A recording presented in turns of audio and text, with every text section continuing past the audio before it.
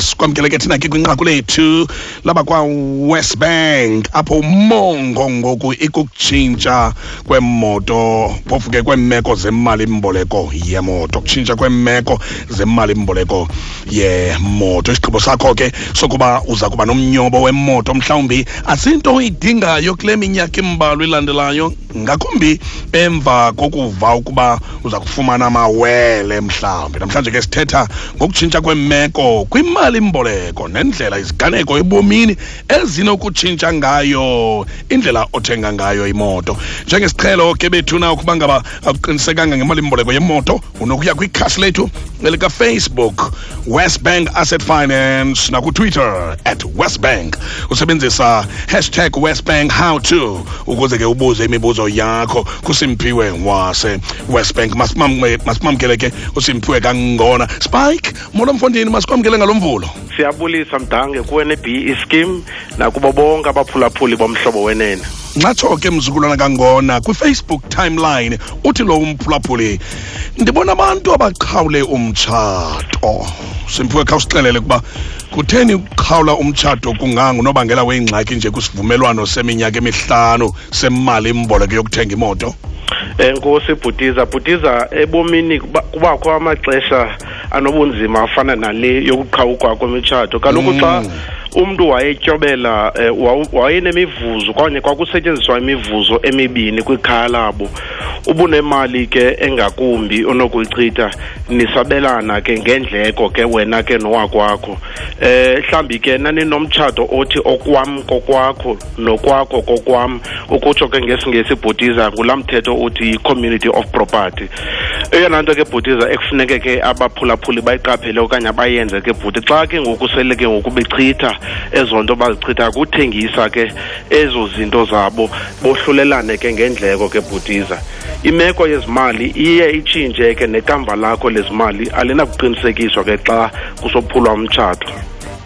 Ku Facebook uphinda kubhale ubuitswaro mlifi enombuzo fanele wena ke ngoku Spike. Uthi ke umhlobo wam utsibela icham lenzala ephantsi yasuka yantinga ngoku inzala yanyuka okwentlama, athini ke?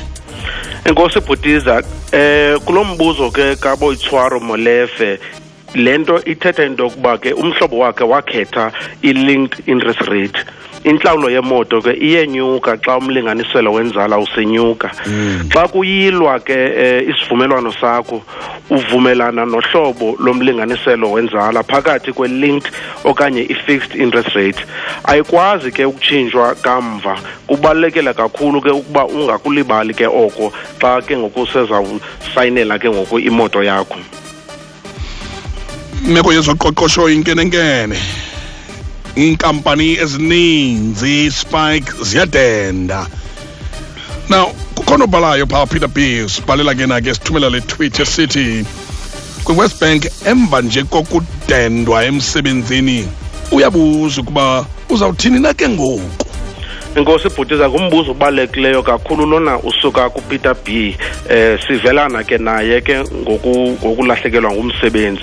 Ewe le yimeko ewela ekubeni ingaqinisekiswa kwimali imboleko yemoto. Xa ufaka isicelo semali imboleko unomvuzo oqinisekisiweyo ongenayo. Xa ujonga laa nto kuthiwa Bhutiza yi-gap cover, leyo yipolisi ekuncedayo xa kunokwenzeka ungabi namsebenzi ke iye imxhase umthengi ukuya phaa kwiinyanga ezintandathu xa engekafumani omnye umsebenzi. Ukuba awunayo i-gap cover, qhagamshela ibhanki ucacise imeko yakho.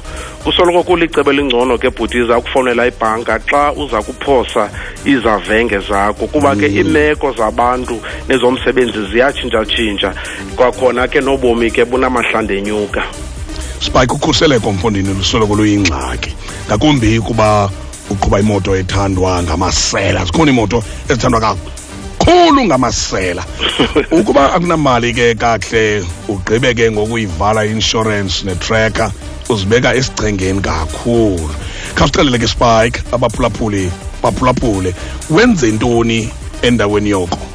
Nkosi Bhutiza, yingozi ke eyokugqiba ukurhoxisa i-insurance Bhutiza. eMzantsi Afrika Bhutiza amanani athi zimoto ezingamakhulu anesithandathu imoto ezibiwayo ngasuku lunye eMzantsi Afrika. Khumbula ke xa utyobela isivumelwano uvuma ukuba uza kuba ne-insurance egubukela konke ukuba nje imoto yakho isahlawulwa. Ngamazwi ke asemzini ke Bhutiza yilaa nto kuthiwa yi-comprehensive cover, ivale yonke into.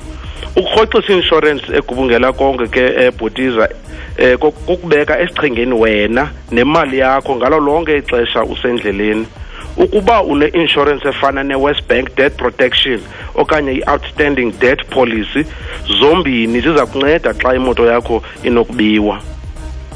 Spike, masibulele kakhulu bhuti njengendoda exakekileyo ngamafutshane imoto onayo ngoku mphulaphuli inokuba yeyona ifanelekileyo nje namhlanje isusa amaphepha iingcango zimbini ivuleka nakuphahla sesilahla ugqibe ke uba uzawuhlawula ibhanki iminyaka emihlanu ukhethe ke i-linked interest rate ngenxa yokuba umlinganiselo wemali mboleko wawuphantsi. Qhuba enkathalo ke kona ube ne-insurance egubungela konke ndawonye ne-tracker ke ezo ngongoma kufuneka uziqwalasele ke bangabaqiniseka ke ngeyakho imali mboleko ungathumela imibuzo pha uthi #WestBankHowTo ubuzo Simphiwe neqela lakhe kuTwitter usebenzisa ke @WestBank i-Twitter handle yabo okanye uqhabaze pha kwikhasi lethu Facebook elithi Westbank Asset Finance. Masidibane kwixesha elizayo ke kwakulo elinqaku.